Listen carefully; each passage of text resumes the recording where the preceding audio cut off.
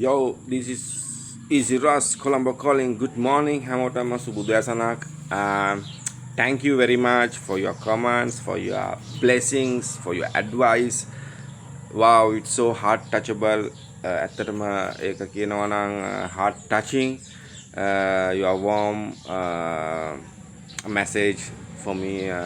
So thank you very much once again. Thanks for your blessing. Thanks for love. Thanks for advice. Especially advice you guys are giving. So it's amazing. So awesome.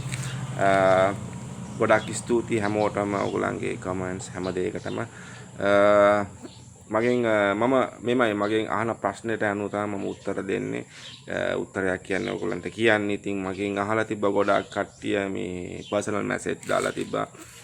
මචං මේ මින්දනාව කියන්නේ පොඩ්ඩක් භයානකයි නේද කියලා. මට call උත් අරන් තිබ්බා සමහරක් අය ඔය FB එකෙන් කෝල් එකක් අරන් තිබ්බා.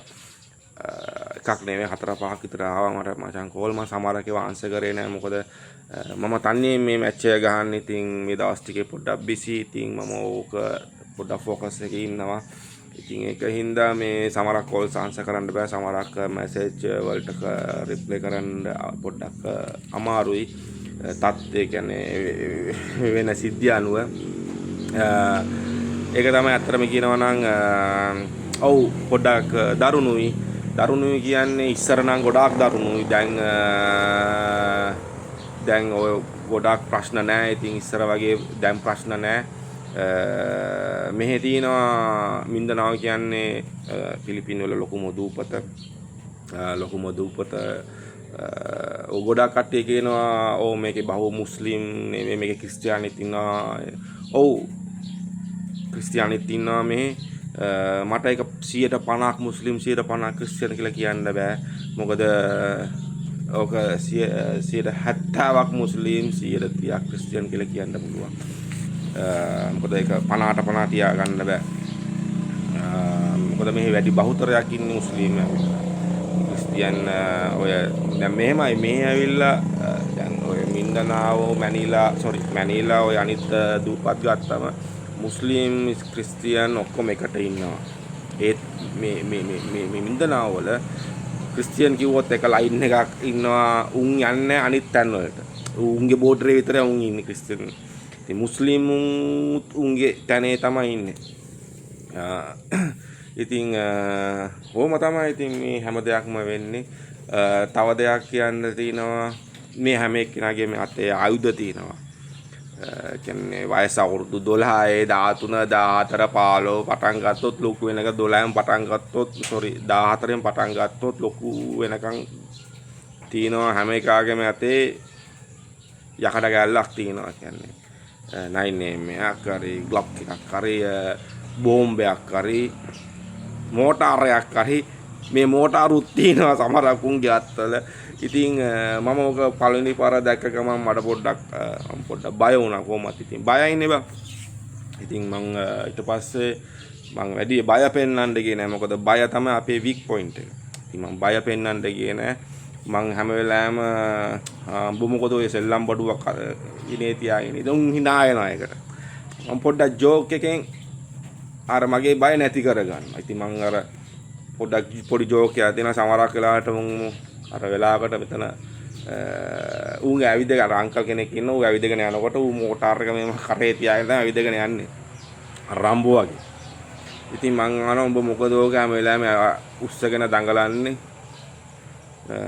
යකඩ බඩු කඩේකට හරි දීලා කීයක් හරි ගනි. අනේ වගේ මමත් අර පුරුදු විදියට කතා කරනවා. ඉතින් මමත් ඔක ලොකුවට වැඩි හිතන්නේ නැහැ. මම අතපතා හම්බ ගාව මෝටාර එකක් තියෙනවානේ. උඹ ගාව තුවක්කුවක් තියෙනවානේ කියලා මෙම S2 ලොකු කරගෙන ඔක අල්ලල්ල එහෙම නෑ. ඉතින් මම හැම වෙලාවෙම ඉතින් නොදැක්ක ගානට මචං අර දන්නේ නැද්ද ඔය ළඟ නවන කේස් අනේ ඉදිය තමයි මම ඉන්නේ. ඉතින් මොකද අපි කිව්වොත් මේක නෑ ඌ පොඩ්ඩක් එකෙන් පොඩි ෂෝ එකක් දාන. ඉතින් අපිට ෂෝ බලන්න ඕනේ නෑනේ උන්ගේ. අපි තම ෂෝ කාර්යෝනේ. ඉතින් මේ තියෙනවා ওই පොඩි උන්ගේ අතේ ওই පිස්තෝලයක් කියන්නේ ඒක ලොකු දෙයක් නෙවෙයි. දැන් ගිය සතියේ ඉස්කෝලේකට පැනලා 14 වයස අවුරුදු 14 කොල්ලෙකුයි වයස අවුරුදු 16 කොල්ලෙකුයි තුවක්කු දෙයක් අරන් ගිහලා ඉස්කෝලේකට ගියා. ඇතුළට ගිහිල්ලා වෙඩි තියලා පන්ති කාමරේ උන් ළමයි 3 දෙනෙක් මැරිලා 6 දෙනෙකුට කොයිද බරපතල සහිත තුවාල. ඉතින් ඒක ලොකු හයිලයිට් නිවුස් එකක් ගිය සතියේ. ඒක තමයි හැම තැනම පිලිපින් වල හයිලයිට්ම නිවුස් එක ප්‍රධාන පිටුවේ. ඉතින් මේ ගැනත් මේ කතා කරා. ඉතින් වැඩි ඕවා කතා කරන්නේ නැහැ. මොකද ඒවා ඉතින් ලොකු සිද්ධි නෙමෙයි මුන්ට. අනිත් එක ඇවිල්ලා මේ දැන් අර මේම දෙයක් තියෙනවා. අර ලංකාවේ එකෙක් මිනිහෙක් මැරුවා නම් ඌ ඇතුළට ගිහිල්ලා එළියට ඇවිල්ලා ඌට අම්මාරෝ කොහො ඉන්නේ ඔය മന്ത്രി කෙනෙක් ගාව. නැත්තම් ඌ දේශපාලනයේ නැත්තම් ඌ ඇවිල්ලා පොඩි ගමේ චණ්ඩියා කවුරුනේ මරලා එළියට ආවොත් ලංකාවේ ඉතින් පූට තනක් නෙන ඔගේ වටේ ඌ ඇවිදගෙන යනකොට කූඹි රැළ වගේ වටේ අතර පස් පොඩි උන් යනවා. ඉතින් ඔය වගේ දිනවනේ ලංකාවේ. මෙහි මිනිහෙක් මැරුවොත් ඌව ගණන් ගන්නෙ නැහැ. සමාජයෙන් ඌව කොන් කරනවා. අනේ මන්ද ඉතින් මේ ඇවිල්ලා ඔය දැන් මේ පැත්තේ අර කොල්ලෙක් ෆෙස්ටිවල් එකක් තිබිලා එහා පැත්තේ බරංගයි වල එහා පැත්තේ ගමේ අල්ලපු ගමේ මේ වගේම ෆෙස්ටිවල් එකක් තිබ්බ අවුරුදු 30ක්. ඉතින් ඒ වෙලාවේ අන්තිම දවසේ ওই DJ පාටියක් තියෙනකොට මේ ගහගෙන මේ පැත්තට එකෙක් වැදිලා ඌ මැරුලා. ඒ කොල්ලා මැරිලා. ඉතින් මූ කැලේ අර අත පේන කන්දක් ඒ කන්දට ගිහිල්ලා මූ හැංගිලා ඉන්නවා. ඉතින් මාසයකට පස්සේ තමයි ඌ බාර වුනේ.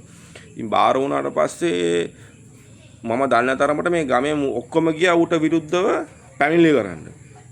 ඉතින් කියන්නේ මං දන්න තරමට මමත් කියනවා ලංකාවේ මේම දෙයක් වුණොත් ඌට පොඩි පිළිගැනීමක් තියෙනවා. ඌ එක්කෝ දේශපාලනේ ඒ වගේ දෙයක් කියනවා මම. ඉතින් මේ ඌ කියනවා අපි වැඩි ගණන් ගන්න ඌ කොන් කරනවා. ඌ එනවා නම් ඌ එලවලා දානවා. ඒ මිනිහෙක් මරලා ආවා නම් ඌ එලවලා දානවා.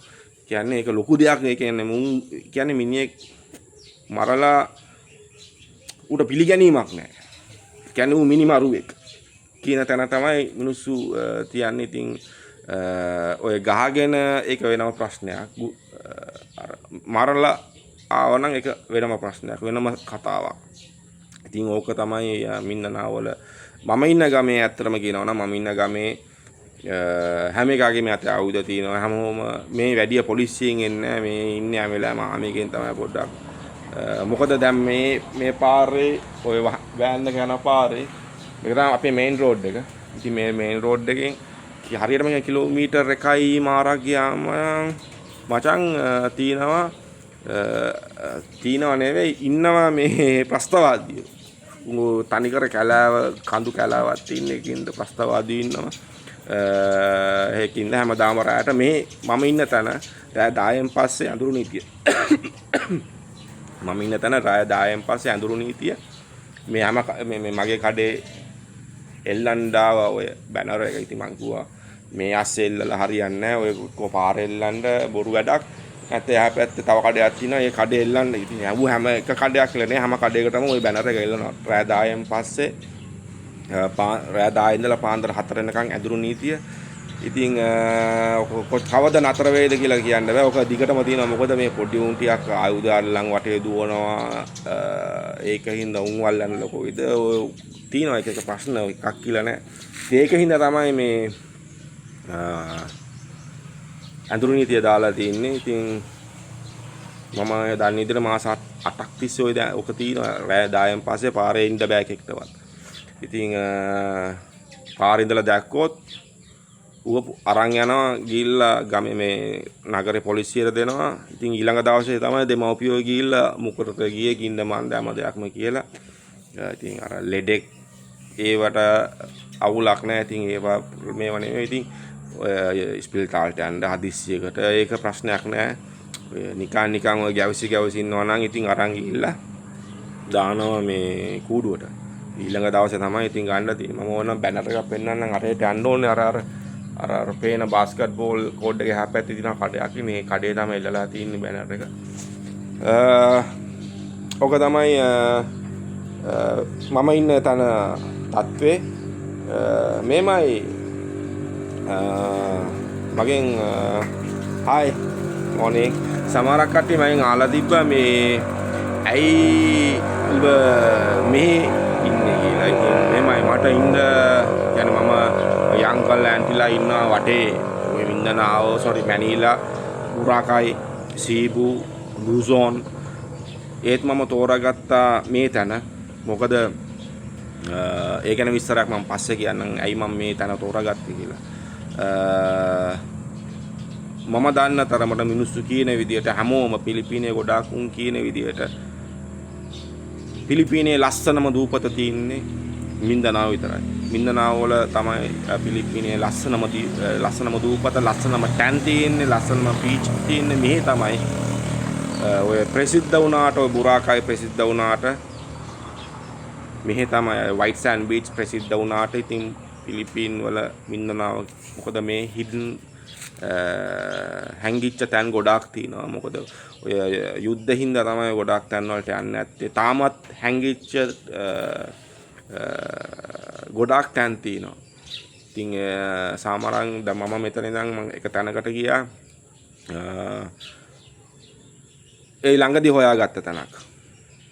කියන්නේ ඔය රජයෙන් ළඟදී හොයාගත්ත තැනකට ගියා. ඒක කියන්නේ ලොකු පොන්ඩ් එකක් මෙහා පැත්තේ උණු වතුර, මෙහා පැත්තේ ඒක හොට් ස්ප්‍රින්ග් කියන්නේ ඉතින් ඔය වගේ මේ ළඟදී හොයාගත්ත තැනක්. ඉතින් ඒක නැචරල්. ඉතින් මම ඒකට ගියා. මට වයින් වෙලාවේ ගියේ ඔය වෙන ගමනක් යන ගමන් ඕකට ගියේ. ඉතින් මම මේ පැත්තට යනකොටත් මම ඊළඟ පාර වීඩියෝ එකක් ගන්න. මේ නිදහස් වටපිටාව බලන්න කුඹුර තින්නේ, ගේ මැද තින්නේ. ඒකේ හින්දා උදේට කෝපි එක බොනකොට ලස්සන view එකක් තියෙනවා බලන්න. මිනිස්සු හොඳයි. ඇත්තටම කියනවා පට්ටා උන් ආදරෙන් ඉන්නවා. එම අර තරහෙන් තරහා මූඩ් නෑ මුන් ගාව. ඉතින් හැම වෙලාවෙම ආදරෙන් කතා මේ හිනාවෙන් කතා කරනවා. අනිත් එක ඇවිල්ලා මේ ඔක තමයි ඉතින් මම ඉන්න තැන ඔය කෙටියෙන් කිව්වොත් මම ඉන්න තැන විස්තරේ. ගොඩාක් ස්තුතියි ඔයගොල්ලන් හැමෝටම මට ඇඩ්වයිස් දීපු එකට. thanks for the advice and thanks for the love, thanks for blessing. ගොඩාක් අය මට බ්ලෙස් කරලා තිබ්බා. ගොඩාක් ස්තුතියි. කියන්න තියෙන්නේ බනින කට්ටිය බනින්ද උදව් කරන කට්ටිය උදව් කරන්න thank you very much දෙන්නටම. දෙගොල්ලන්ටම ගොඩාක් ස්තුතියි. මොකද ඔයගලන්ගේ blessings දාලා තමයි මම මගේ මාලිගාව හදන්නේ. ඔයගලන් දාන bad comments හින්දා කිසි ප්‍රශ්නයක් නැහැ. මම මාලිගාව හැදුවට පස්සේ ගයක් හැදුවොත් කුණු බක්කියක් අනිවාර්යෙන් තියෙන්න ඕනේ ගේ පිටිපස්සේ. ඉතින් මම හැම වෙලාවෙම ගේ පිටිපස්සේ කුණු බක්කියට ඒ කමෙන්ට්ස් ටික දාන්න. ඉතින් හොඳ කමෙන්ට්ස් ටිකෙන් මම මගේ මාලිගාව හදන්න. අන්තිමට කියන්න තියෙන දෙයක් රත්තරන් කොපමණ කරේ තිබ්බත් ඕ පිත්තල බොත්තම් කාරේ damn